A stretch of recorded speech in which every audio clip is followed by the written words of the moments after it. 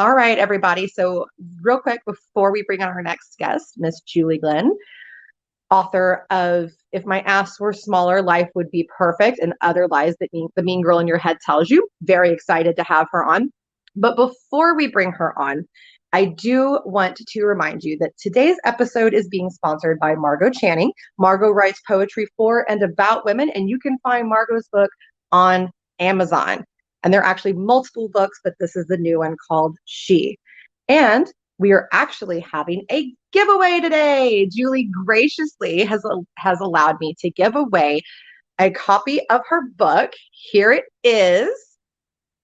So if you would like to win a copy of Miss Julie's book, please connect with me on LinkedIn, message me and say, I want a copy. And that's it. And just let me know, and you will be entered into the drawing, and the drawing will happen on Friday morning. All right, so let's bring on Miss Julie. So excited to add her. Hey. How are you? It's my dorky wave. I don't know why I'm doing that today, and that's what I have going on today. So how are you today? I am great. How are you? I'm great. And you're here in Florida with me. Both you and Shelby are here in Florida with me. I love that. I know. If you look close, you can see my raccoon eyes. I know. Me too. I have my glasses hide them. They do, but I have that going on too. What are you going to do, right? Oh my goodness. The price of beauty. Yeah. It's crazy. Oh, and Tara, I will definitely enter you into the drawing doll. So, and by the way, again, if you want to connect with anybody that's on the show today, everybody's links are dropped in the comments. So just scroll up and you can connect. So Julie, let's start off. Tell us a little bit about you. Give us your little mini bio. Oh, my mini bio. I used to teach special ed, and we kind of semi-retired. Like you said, we're in Florida. I think it's been 13 or 14 years we've been coming back and forth between New Hampshire and Florida. And that's about how long it's been since I was a full-time teacher. And the more I pulled away from teaching and stuff, I decided to go into coaching. And I knew I could help people because So what kind of coaching? Because there's so many kinds of coaching. There's 100 million kinds of coaching. And I finally, a million bajillion, yes. I finally landed on something that has been part of my life like forever, which is body image, food, eating, diets, all of that stuff that controls our life. I call myself the anti-diet coach. So I know, I love that. So tell us what that means. That means that the best way to take care of your body is to feed it according to your needs. I'm also an intuitive eating counselor, which is really interesting because if you look at like the human body, we come out as intuitive eaters.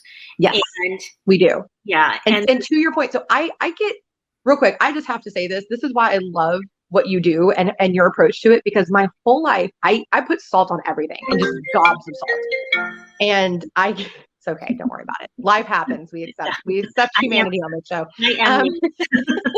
So all my life, gobs of salt, and people would always give me flack about it and say, oh, that's so unhealthy for you. You shouldn't be doing that. But my body kept telling me I need salt. It was not a taste thing. Like I just craved it. I just needed it. And so one day I got blood work done and they did a full panel just for kicks. I was low on sodium. I just had a sodium deficiency. And I also had an iodine deficiency. And if you pay attention to a lot of salt products, they have iodine in them. So my body was telling me, I need this. I need to have this. Now I found healthier ways to do that now. But that really, it makes sense. You know, that idea that your body will tell you what it needs. Sometimes you just have to find a healthier way to Exactly. And we spend all of our time fighting against it. I personify everything. I mean, I have personified Christmas trees.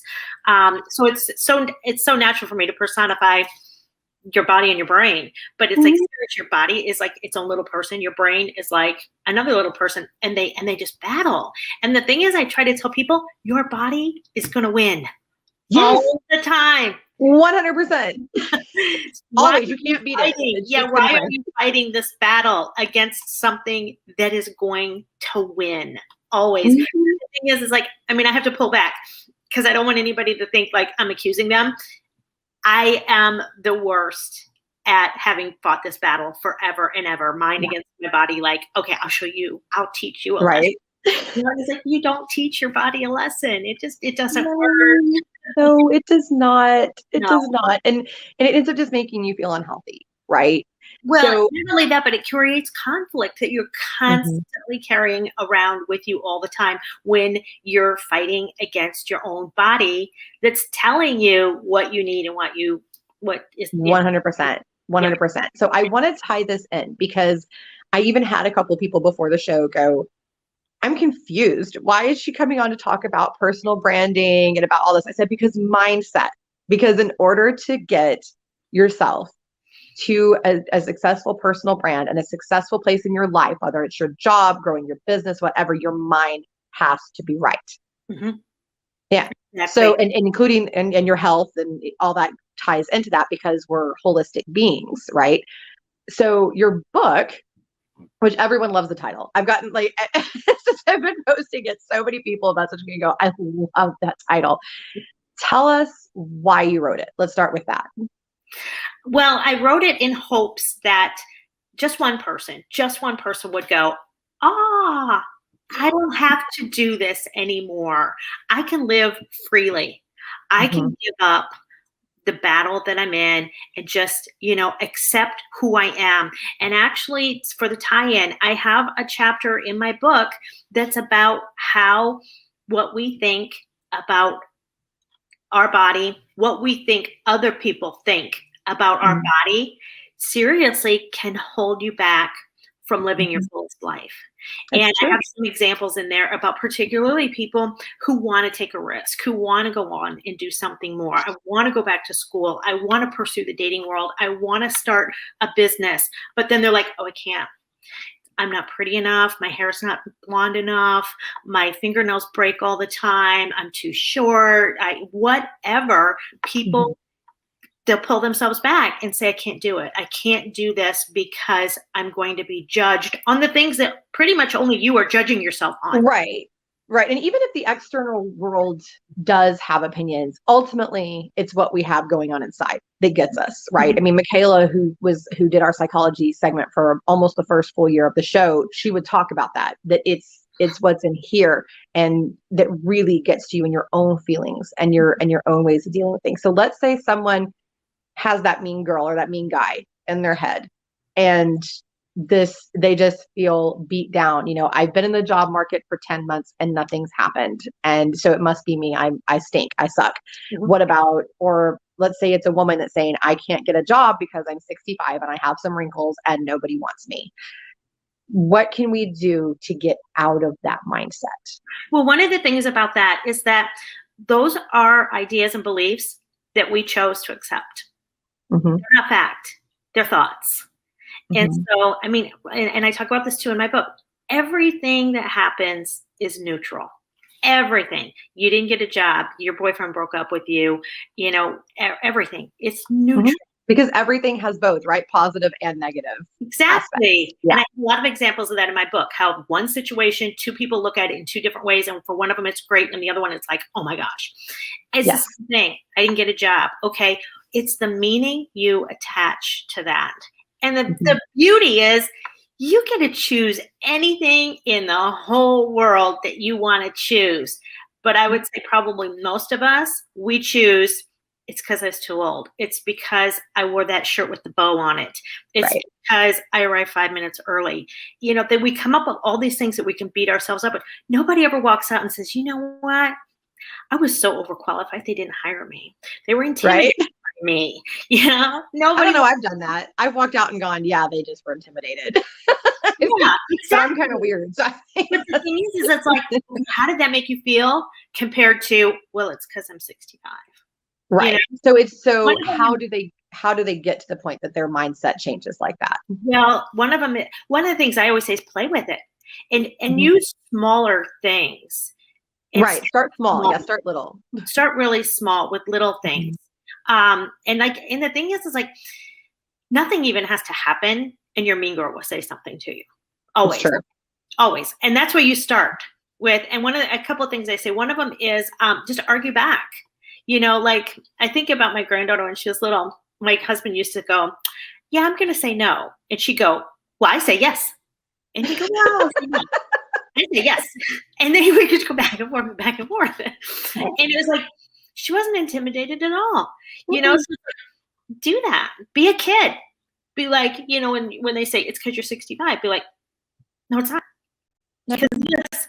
And the thing is this is the thing I think about Mean Girl, is everything she says or he says is a script that they've heard in the past. Yes. His voice never comes up with something that's like, whoa, I never heard that before. It's always something that's come up in the past. Either somebody came to us and said, well, you're too old for that job. Or what are you thinking about doing that? You know? And I do want to say ageism is real. Sexism is real. Racism is real. Even in the, as you know, I shouldn't say even in, especially in the job market, these things really do happen. And while they can prevent employment, ultimately what those things, to your point, what those things are is a symptom of the real underlying problem. Someone is intimidated, someone is insecure, someone has their own problems going on. That's what it really is. And that's the thing too, is when sometimes a situation that can be a thought is a fact. Someone says something straight up, you're too old and you're too ugly. That's an absolute fact. They said it. Doesn't mean it's true. But the thing is that's their issue. Yes. That's not your issue. But the thing too about the racism and the sexism and the ageism and stuff, that's been going on forever. Yeah. Some people overcome it. Some people don't. And I feel like it's an option to try to pursue. You can try to take the road to overcome it. And it's not easy. I know it's not easy because we all go through it, but that's where you start to seek out support. Yes. I am suffering from this real situation that happens to people. How can somebody help me move? Yes. Stuff? And it is because there also are these real things. And so, yes, we do need to get our minds right, like we're talking about, and practice. And you're right. And I tell people, even before you go into a job interview, do things that get yourself psyched up. Listen to music that gets you pumped up. Call that person that's your cheerleader and your rah-rah and have them get in your head. Do your research so that you're prepared, but don't over-research because then you'll sound robotic. But do your research, know what's going on, have questions. Basically anything that's going to get your confidence up. Exactly. Do that. And sometimes real stuff happens and somebody says something crummy or does something crummy to you. I apologize, having some calls coming in. See, humanity, it happens. You will have people say things. I have a friend and colleague who was literally told, oh, wow, you're pretty old for this job, aren't you? And he dusted it off and went off and found a better job, but it still did hit him for a minute. It's like, really? It's still come on. It's still hurt. Yeah. And we all he called me, he called a couple other people and said, what do I do? Like, how do I overcome this? And so reach out to experts. And by the way, any of us on LinkedIn that do these kind of shows that talk about this kind of stuff, we're all here to help. We all want to help you. We all will give you tips and advice and be there for you. So connect, get on LinkedIn and scroll through. That's great therapy, by the way. I have some people that I follow that, I mean, without them, I think I might have gone postal, honestly. If they worked for people. Actually, Tara Furiani, who was commenting earlier, is one of them. If I didn't watch her show weekly, which I don't always get to catch it live, but if I didn't watch it weekly, I think I might have gone postal over COVID and all of that. So, have those things that help, but to keep your mind right. So let's say things you're doing the exercises and all of that, and you just keep getting beaten down. What's your solution for that? How do you stay focused? Because I know, you've talked about this and all that, and in your book, you talk about all these different tips and all that. So when things just seem to be frustrating and you're just hitting a wall, what do you do? Well, sometimes, you just need to sit with it and think it through and just think, what is it that I'm feeling about this? Mhm. And how do I want to feel about this? Yeah. And what do I need to do to Mhm. feel how I want to feel about it? I have a little loop that goes around in my book, and I call it think, feel, do, get. So fill in the little blanks. How are you thinking? How do you want to think? Mhm. Then what do you have to do to have that happen? And, it's like a little puzzle. You can Mhm. put little different things in there and try them and experiment and see. And after a while, it'll get a little bit easier. But sometimes you just got to sit in the muck for a little That's while. right. Like we had a house fire, and I knew that it's a neutral event. It's a Mhm. fire. It's a fact. And I And know, it's scary. yeah, Scary in fact. the moment Yeah. in time, but I knew that my thoughts made all my feelings. And my thoughts were, I don't want to stay in a different house. I don't want to rebuild. I want to go home. I want to do this. Yeah. And I knew that I had the ability to sit down and be like, okay, well, how do I want to feel? And what do I have to do? But I needed first to just be mad and upset and cry and kick and scream Yes. and feel all of that. Yes. We had a fire, and Yes. And you like, get to feel that. Don't yeah, box those things down. Michaela would exactly. You always can talk about that on say, the show. Do not push your emotions down. Let them out exactly. You can constructively. say, I did Constructively. not ask for this. I did not want Mhm. it, and I am not happy about it. And, and there were some times when I broke down in front of other people that, it was like silly stuff. We were in our hotel and this little minor mishap happened, and I just like lost it and started crying. It was Because like, you're overwhelmed. I was It like, no, happens. I cannot take one more thing. And then No, you get it tired. happens. And I talk to a lot of people that feel that way. I can't take one more thing. I can't take one more rejection. I can't. And Daryl actually, I'm going to bring his comment back up here. He actually said it very spot on. Reframe your words from limiting to overcoming. And that goes with your whole mindset too. So don't say, I can't go home or I can't, put it into, Exactly, I 'cause get then to do and this. I and see get to. what you're doing then too is you're also giving, scripts to your mean girl in your head. "Oh, Mhm. you can't do That's this. right. Wait a minute. You But already yes, said I can. you can't do it." And now you're Yeah. like it ended up, and this is in my book, it was within 2 weeks of our fire, I ended up making a pretty substantial list, and it Mhm. was called 10 Reasons Our Fire Was a Gift. And I came up with 10 silver linings to our Okay. year. I mean, I didn't want that damn fire, believe me. But I was, Really? You didn't want your whole house to burn down? you know, How odd. I know.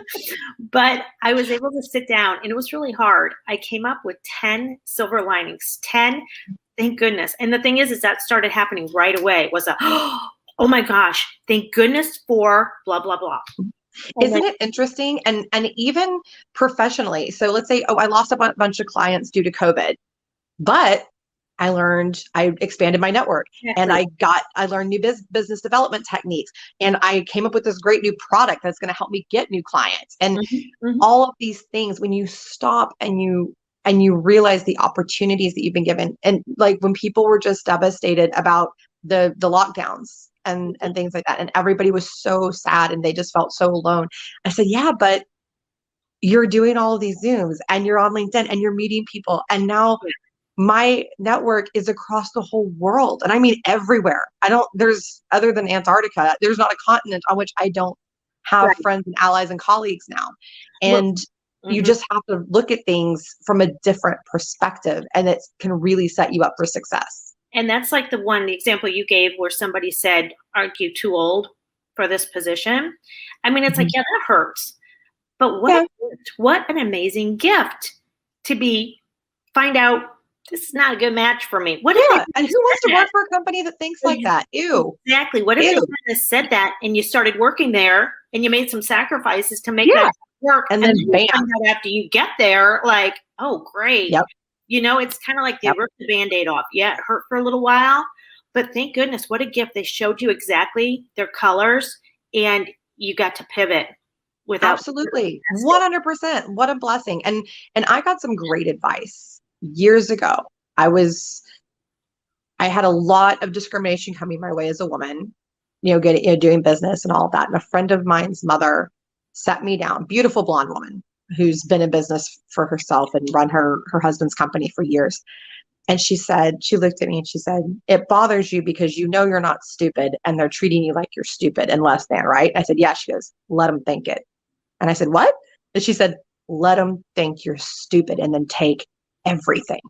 Because when they underestimate you, you'll climb right on over them. Mm-hmm. Right. And I thought, absolutely. Oh my gosh. I've been thinking about this all wrong. Yay that they think I'm dumb. Mm-hmm. And so I've used that so many times when negotiating contracts, engaging in bids, things like that. I have had so many people that underestimated me and that worked to my advantage. And I love it. And so now, instead of being insulted, I'm like,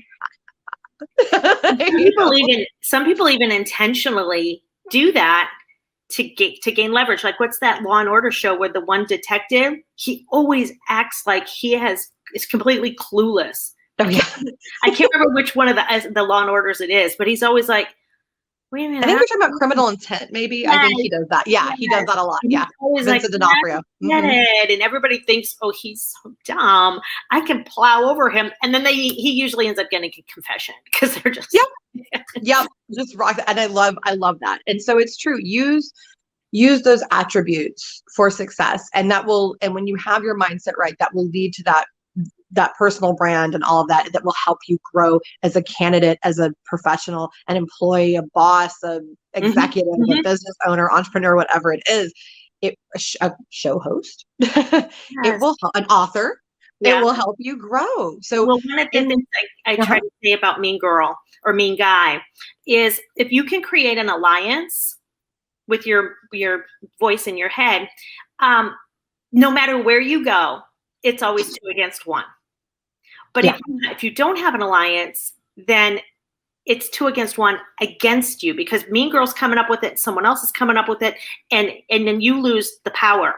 But when you go in anywhere you go and you have 2 people on your side, your confidence and your Mean Girl, and it was like, I remember when we had our fire, I remember my Mean Girl was like, you can do this.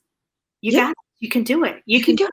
She didn't. I didn't hear any like, you're useless. You had a fire. Yeah. You're gonna roll up and die. She was like, we got this. We totally got it. And I was like, got it. Isn't that a cool feeling? We do have this. We have this. It's gonna take some time, but we are gonna plow through this. And like, if you can approach everything like that, mm-hmm. like, oh wait a minute, hey, where's my? And this is one amazing, right? Name your Mean Girl, Mean Guy. Give them a name. I love that. It implies an equal distribution of power when you name something. That's true. It's very, very true. And I want to, so in our last couple of seconds with you here today, and I want to first of all, thank you so very much for coming on and talking to us about getting our minds right, because that's so important in any process, personal or professional. I want to talk about your book, and we're going to show it right now, but I want you to talk about it while it's up there. Well, see, the funny thing about my book is that it does have to do with body image and how we feed our body. But the funny thing about coaching, and a lot of people are always saying, what's your niche? What's your niche? You know, and it's interesting because it's like the niche is really just the door that brings them in. And how you address body image, how to have a healthy relationship with your body.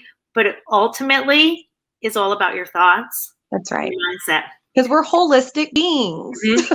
Exactly. And these things matter. Yeah. We have to have everything right. Everything. Body, mind, spirit right so that we can be successful. Mm-hmm. So I know they can get it on Amazon. I've dropped the link in the comments before the show. So scroll up. You'll see it. I also, how can they get in touch with you? If somebody wants to reach out and connect with you, how can they do that?